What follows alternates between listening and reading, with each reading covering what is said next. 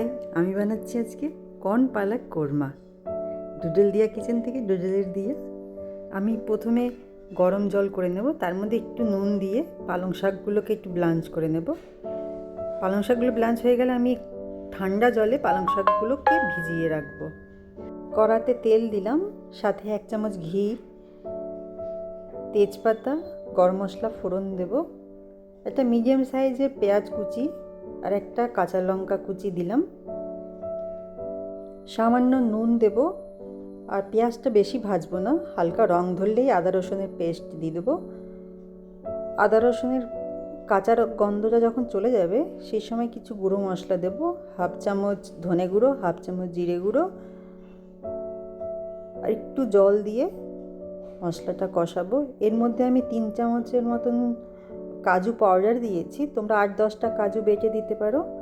আর আমি দিয়েছি নরম ডাবের ভিতর যে নারকেলটা হয় সেটাকে বেটে দিয়েছি 2 চামচের মতন।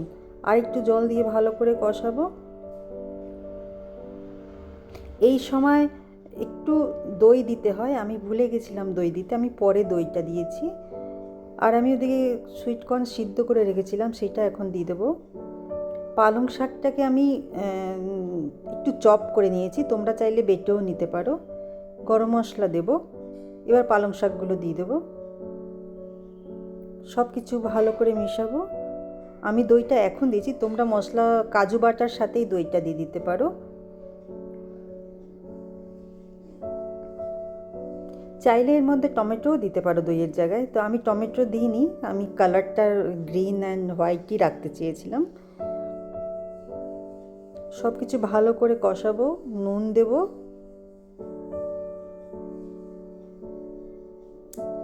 উপর দিয়ে গরম জল দিয়ে দেব, চিনি দেব। চিনিটা অপশনাল, আমার একটু মিষ্টি মিষ্টি ভালো লাগে, কোরমা একটু মিষ্টি ভালো লাগে। উপর দিয়ে আমি 3 চামচের মতন ক্রিম ফেটিয়ে দিয়ে দিয়েছি।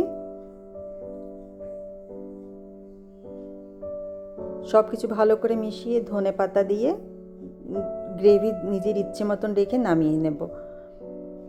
ভালো লাগলে লাইক, কমেন্ট, শেয়ার করো। এই রান্নাটা খুবই টেস্টি হয়, রুটি, পরোটা সব কিছুর সাথেই ভালো লাগে।